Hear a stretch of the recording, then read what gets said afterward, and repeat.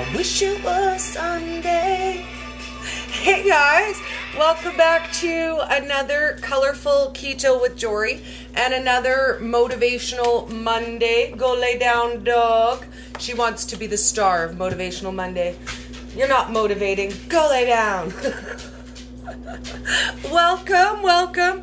It is so nice to see you. So we're going to give everybody a few minutes to sign on. Partway through this live, we're going to select our winner for Select Savory Seasonings giveaway. I'm so excited. This is a 3-pack. You get one of the Ranch-tastic seasonings, a Memphis barbecue, and I think it's called Who Needs the Onion. So I absolutely love it. I'm super excited. Today, we have kind of a more serious topic to cover, and I won't lie, I've been kind of dreading it a little bit. It's something I don't really want to talk about.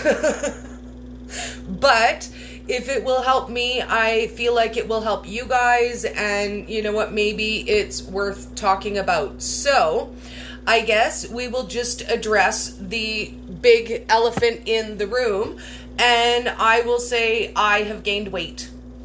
Hello, I don't know if it's just me, if I'm the only one who managed to gain weight on keto, but I have in the last year gained some weight. So I guess let's start with my starting weight, my goal weight, what I got down to, and where I am now. So we have a little point of reference. When I found keto, my start weight was 180 pounds. I was a size 12 to 14, and my goal weight was 160 pounds. Now, I kind of want to take a minute to talk to you guys about why that was my goal weight, because I feel like goal weight is sometimes just an arbitrary number that we come up with. Or for lots of us, it was our high school weight. So when we're thinking about goals, what we really want to do is get to the smallest weight we've ever been in our human lives. Now, is that realistic? Maybe not. When I was 290 pounds, my original goal weight was 175. Why? Because that's how much I weighed when I was in high school. So when I was 15 years old, I weighed 175 pounds. So when I was creating a magical goal weight in my mind, I thought, why not be the thinnest I've ever been? That's totally healthy, right? For a woman in her 40s, I should totally weigh what I weighed when I was 15 or less. I mean, right? That totally makes sense. So I never really had a specific reason for that goal weight except for it was my high school weight. When I originally had my weight loss surgery, I went from 290 pounds and the lowest weight I got was 160. Then I lost my mother, I started emotionally eating, and I was all of a sudden 180. Enter keto. That's when I found keto and when I started keto. Now, I did not lose any weight right away. I wasn't doing all the things right. I was probably doing almost all the things wrong. So I didn't lose any weight for the first almost 6 months. And then my weight loss story kind of looked like this. I started out at 180, and then I was 182, 180, 182, 180, 182, and then all of a sudden I was 170. I just blew off 10 pounds out of nowhere. And then I thought, wow, this is so easy. This is so fun. And then I sat for another 3 months and I played 170, 172, 170, 172, 170, 172. And then all of a sudden I was 165. Boom. And then again, I thought, oh my God, this is so awesome and fabulous. I mean, who wakes up and loses 5 pounds in a day? I do. Hello, I do. Awesomeness. And then again, I sat for months and months and months and did not lose any weight. Was I changing what I was doing? No, I was just plugging along, doing my same old. And for months, I would bounce that same 2 pounds. The keto bounce, baby. Bounce, whoosh. And that's kind of how my journey took me.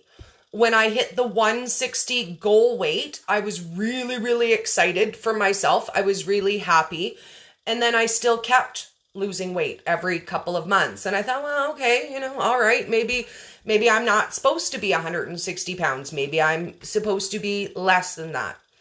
And then around Christmas time, I got sick, like so violently sick. I couldn't eat for a couple of days, like 2 or 3 days, which I have not done that since I've had my surgery. I have only been so ill that I couldn't eat a very few times in my life.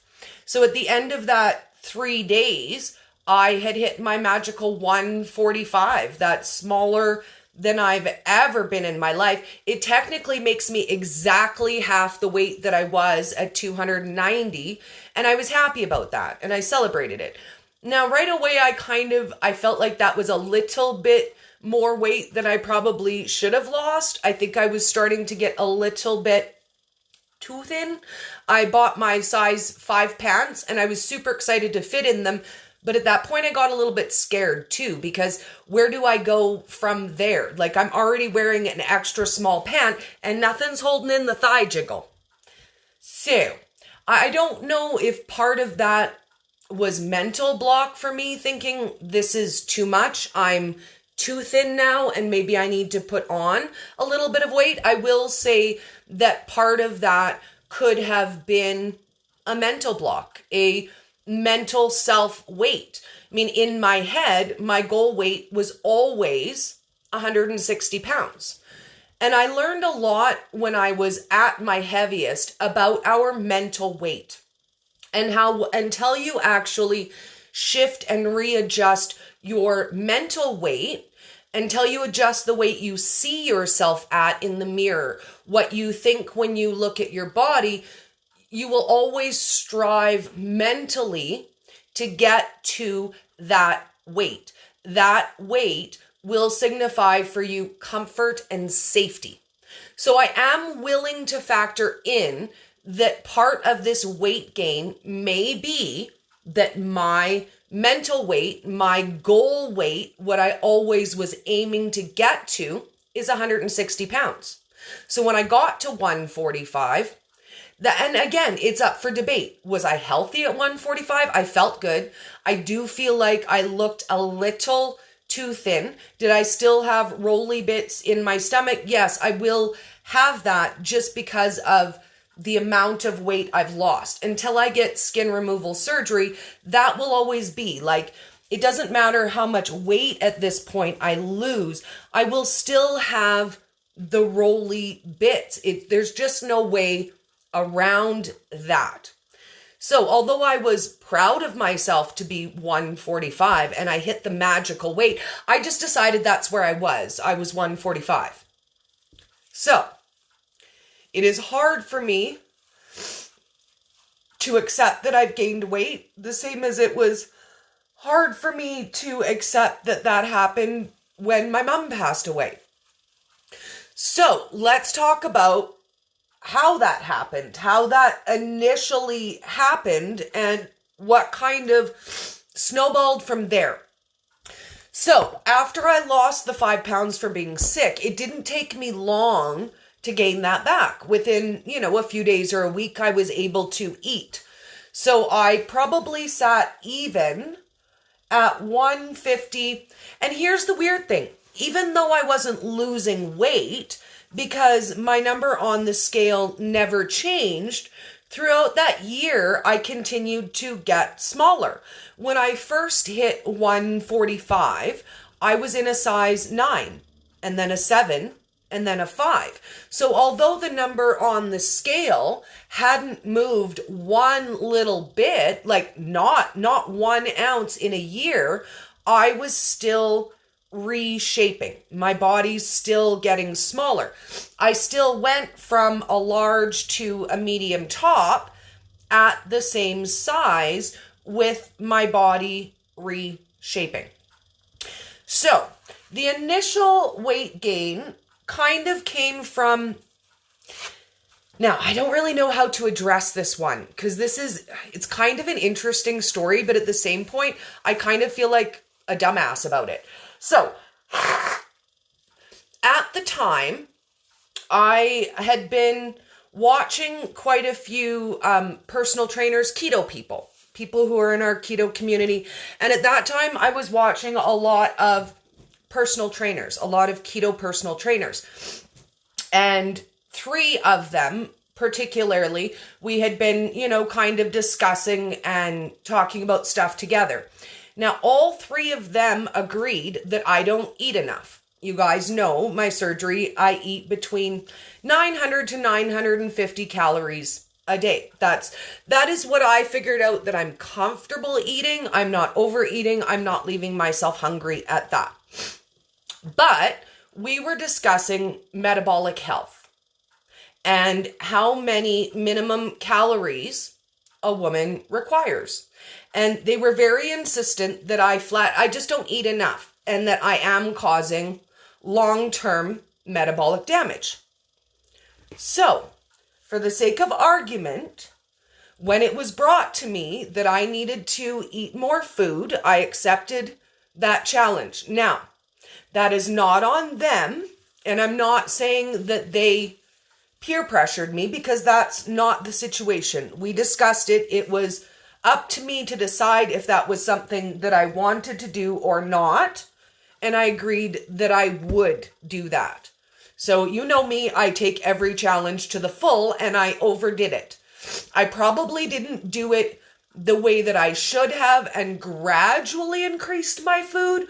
I went like egg roll hardcore into that challenge and I almost immediately doubled what I was consuming. 2 things happened. I made myself sick and I gained some weight. So, is that on anybody other than me? No, I could have very well said, you know what? I know what works for me. I know this is working for me. I'm going to stick with what's working for me. But I thought, you know what? They're not going to believe unless I can prove. And I think part of that is leftovers from our desire to have everyone's approval. I think that was a really big issue for me when I was bigger. And I felt like if I didn't have somebody's acceptance, then maybe what I was doing wasn't right. So in that point, I should have really just stuck to my guns and said, hey, I know what works for me. I really appreciate your opinion and I understand that you're trying to help me. Or it was suggested I could have just said I was gonna and then don't. Because we do that too, right? There's lots of times, Miss Joette, lots of times we say we're gonna do something and then we just don't follow through with it. So I take full responsibility for that. I also went about that challenge wrong. Like I said, I did not gradually increase my food. I very rapidly increased my food and I very rapidly gained 5 pounds. So there goes, 5 pounds, ding, ding, ding. Here we go. And you're on the roll. Now, a couple other things happened to not only to kind of contribute to that, but to keep it rolling. We talked a little bit this morning when we did our recipe live. We made a chia pudding. And that's one thing I've noticed is I used to eat a lot more fiber and a lot more nuts on the regular. Every day I would have either chia pudding or yogurt with nuts and chia seeds and a little bit of hemp heart. So I was getting a lot of fiber. And over the last 6 months, I would say for sure the last 6 months, I've stopped eating those things on the regular and I've kind of swapped them out for junkier treats that aren't necessarily off plan, because I do want to be very clear. I don't eat off plan. I didn't gain this weight because I ate bread or potatoes or something that I shouldn't have. I was eating on plan foods, but making poor decisions, which I think happens to a lot of us. And it's really easy to say, well, it's not off plan. And I'll show you what I'm talking about. I got slightly addicted to something for bedtime snack other than chia pudding or yogurt, and I came across some no sugar added ice cream, and I was like, oh, well, that's just as good. I mean, it's not off plan. It's keto. It's sugar-free ice cream. Is it the good sweetener? No, it's sweetened with sucralose, but it's not real sugar, so it's not so bad. It's a better option, but is it a better option than chia pudding or yogurt? No. Is this okay to have, once a month? Or if you're going to a party, sure, it's awesome and it's totally a great choice. Is it okay to have it every night for bed night snack? Probably not, unless you want to gain some weight, which is, kind of what happened to me. And it's really easy to justify these kinds of choices because when I open this container, I have 3 teaspoons and I put it back. So I'm never sitting down to have a whole bowl of it. I'm not even having what anybody would consider a portion of a serving. It's a biteful, like it's 3 little teaspoons. So it's really easy to take this out of the fridge 2 or 3 times a day and have, 2 or 3 little teaspoons because A, it's not off plan, and B, shut up, I'm a grown up. Like, hello, I can have ice cream if I want to. And yeah, I can. I totally can. Could I continue eating it every single day? I could. Is it going to benefit me? Probably not. Do I know how to make my own ice cream and be less lazy and not have the bad sweetener in it and the other things that I don't want? Yeah. Yeah, I do know how to make my own ice cream. I need to get some more allulose though. I will tell you, that's the only sweetener that does not freeze rock hard solid in ice cream, and I am currently out of the allulose. So we need some more of that, and then we'll make some ice cream. But there's small choices and small swaps that I've made, and none of them were off plan. So it's really, really easy to make these small choices that aren't off plan. So why would you gain weight doing that? Well, because hello, why would I gain weight eating a little bit of sugar-free ice cream every day? Is that how I gained the weight initially? Oh, hell yeah. Hell yeah.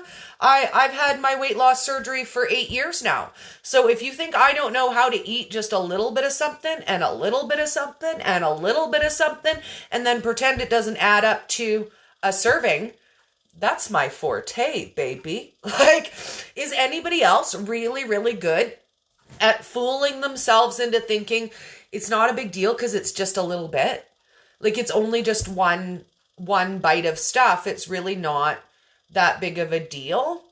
And over the summer, it's really easy to not be aware that you're gaining weight because you're wearing your summer wardrobe, and your summer wardrobe fits a little differently. It's sundresses, it's shorts, it's capris. So come September and you want to pop back into your regular wardrobe, and I'm like, oh, ew, my pants is a little bit tight. That shirt is not quite as loose as it used to be. Oh no. And then of course, when you're in my position, then you think, oh God, everybody can see that on me too, right? And some videos I think I can tell. Some videos I think I can't really tell. I had one video, oh my goodness. I made it and I was editing it, and Al was sitting beside me watching it, and he looked and he goes, oh my God, that shirt looks terrible. I was like, well, you don't always realize either what looks good on camera and what doesn't look good on camera until afterwards when you're sitting down to edit it. And by then it's too late. And I'm like, oh, well, whatever. That's what I look like. I will say that has been a struggle for me throughout my whole journey, throughout doing this with you guys over the last 2 years. I have a really hard time looking at myself and seeing what I look like. I have a really hard time not micro judging every little piece. And I will be honest with you, I post them anyways, and I just go with the screw it, that's what I look like. Because if I tried to censor around the content that I like what I look like in, oh God, you guys would never get anything from me. Like nothing, absolutely nothing. You would never get any content from me. And I lived so many years of my life like that. taking away people's pictures, not letting them have memories of me because I was unhappy with what I look like. Even when I look back at my first videos, I hate them. I hate them so much. I hate looking at them. I feel self-conscious about them. And I remember when I first started making videos, every single night I went to bed in dread, like absolute dread and horror. And I was waiting to wake up in the morning to wake up to comments like, who is this fat girl? And why does she think she can talk to us about being healthy? Like, hello, fat girl. And I can't say I don't see those kinds of comments, because I do on lots of other influencers' social media. If you guys know my Nancy Childress, Keto for Real Life People, she gets those kind of comments all the time. There was a comment on her YouTube channel the other day. It absolutely makes me laugh when I see all these keto recipes from fat people. And at that point on that video, she'd already lost 40 pounds. So I kind of want to stop there a moment and talk about at what point in your journey is it okay to share your journey? Because I've seen people get flack from it on both ends. You know, you haven't lost enough weight yet to talk about your weight loss. You can't really start your journey at the beginning. And I've also seen people come from the other direction where they have got to their goal weight and then start sharing their journey. And people say, well, what would you know about being fat? It's not like you were ever fat. So I think that a lot of the judging is just judging for the sake of judging. Like, I don't think it really matters what point someone is on their journey. If you see what they see, if you feel some affinity for what they're saying, if you hear them on live and you think, oh man, that is me, does it really matter if they're at the very beginning of their journey, if they're halfway through their journey, or if they've come all the way to the end and they're coming back to bring you with? Does it really matter? And then someone said something to me that gave me a thought that never even occurred to me. She said, it's okay, Dori. Don't be worried about talking about your weight gain on Monday. Most of us will understand and stand beside you. And then I thought the thought never even occurred to me that I would lose followers because I've gained weight. Like, to be honest with you, but truthfully, maybe that would happen. Maybe people would say, you know what, Dori, you're supposed to be teaching me to lose weight and you've gained weight. So why would I follow you? But that thought had never really occurred to me until now. But I mean, it is what it is too.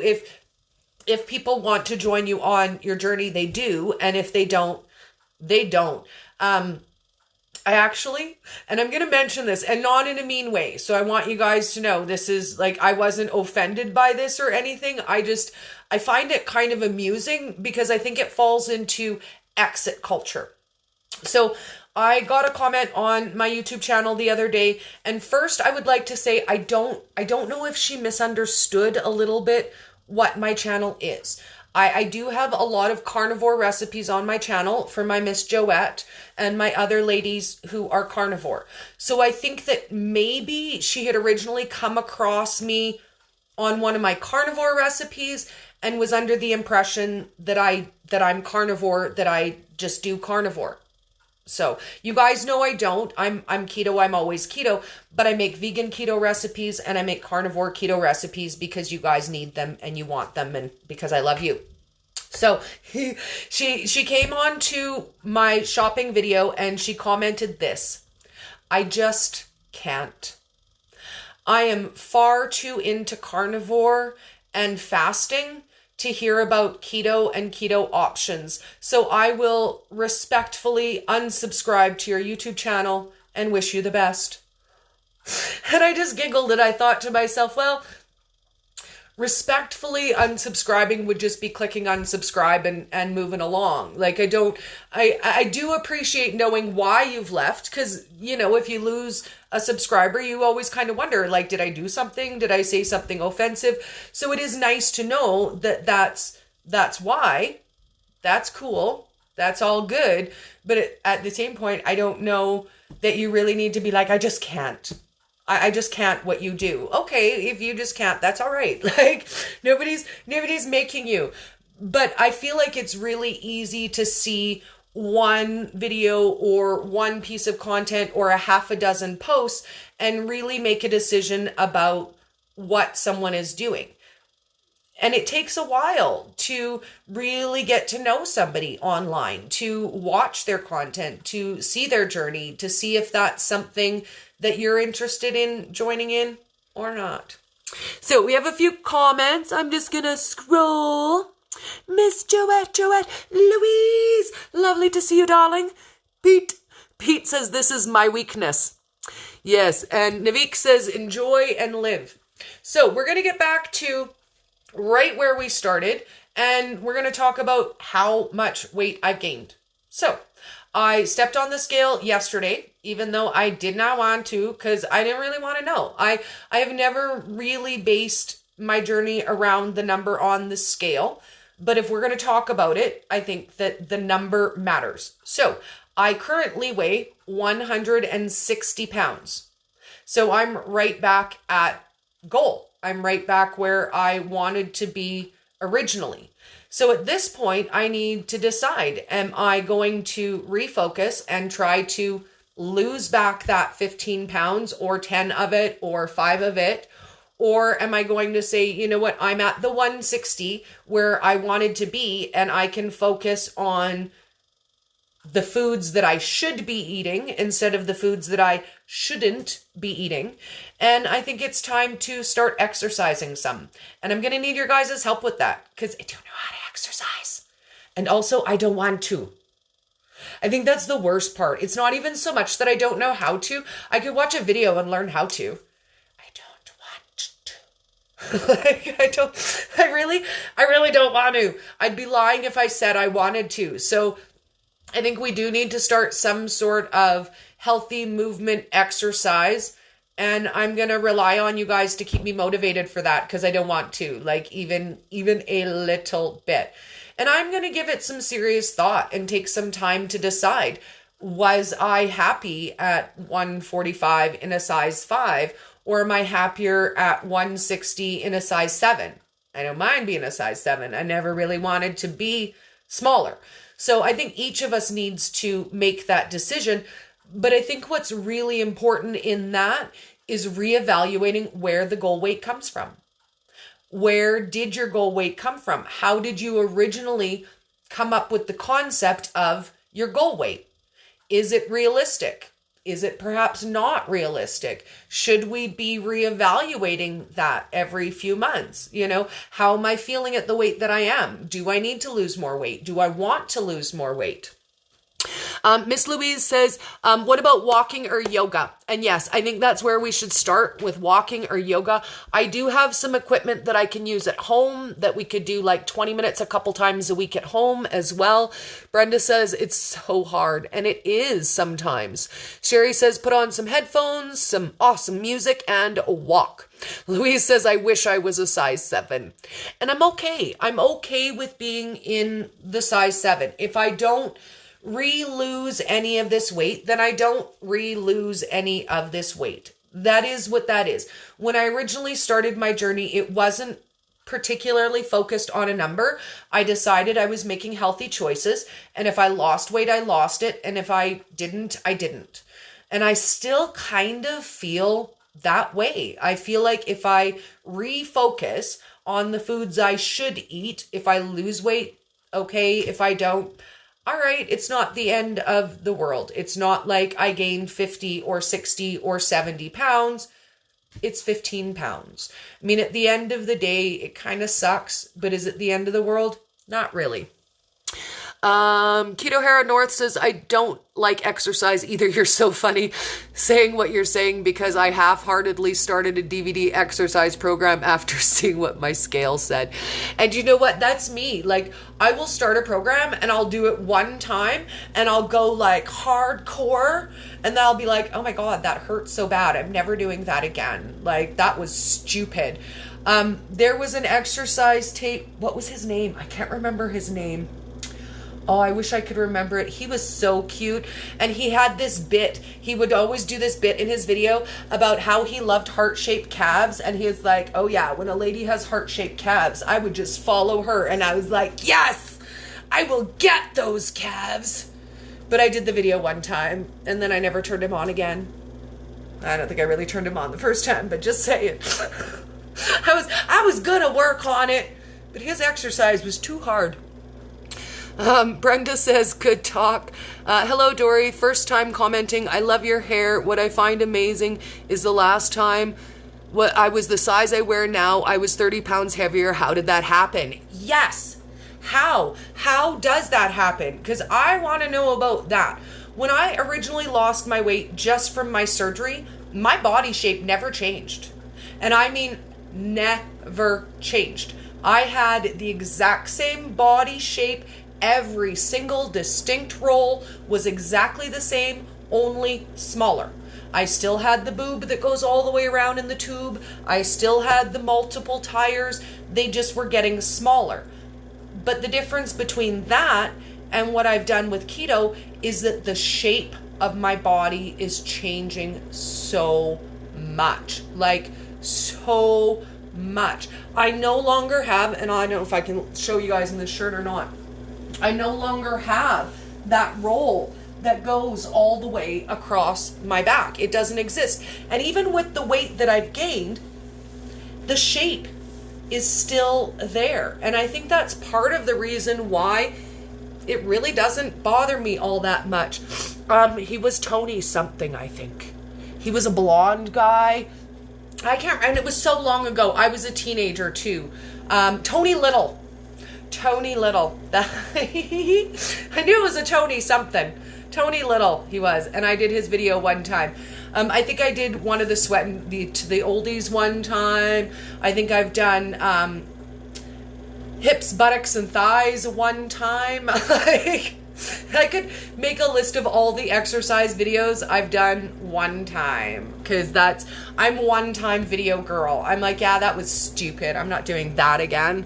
Hello, Miss Jody. It's so nice to see you. And Virginia and Rita. Hello, my lovelies. So, we're coming close to the end of the time. Let's see who won our Select Savory Seasonings. I was going to do it in the middle. We brought it all the way to the end. So, you guys are going to win a 3-pack of Select Savory Seasonings, Ranch-tastic, Memphis Barbecue, and Who Needs the Onion? I'm super excited. Ranch-tastic is my favorite, by the way. I use it for almost everything. So, this is what we're going to do. I am going to go to the comments on the post, and we're just going to scroll and random pick somebody. I think that's the way we usually do it, and it's the most fun to do it that way. So, that's how we're going to do it today. And you guys had a couple of days to enter. I originally made this post on Saturday when I was at Vivo Market. So you guys got a couple days to get in. And again, it can only be shipped in the US. But that doesn't mean you can't win if you're Canadian. It just means you have to have a US shipping address to send it to. That's how I get my stuff. I get companies to ship it to my friends, and then my friends bring it to me. Joette and Crystal both had their cars so packed with stuff for me for KetoCon. Every single contest and everything I ordered and everything I won over the 3 months leading up to KetoCon got brought to me, including stuff for giveaways. So that's how I get around that. You guys can too. So we're going to scroll through the comments. Let me click on all comments. Oh, comments. And we are just going to scroll, and I'm going to look away from it, and I'm going to scroll until we just stop on one, and I'm going to click on that one, and it is Amanda_Lynn with an E0. So I'm going to comment on there. You are our winner. I'm so excited. Yay! So shoot me a message, send me your address. Congratulations, Amanda Lynn with an E.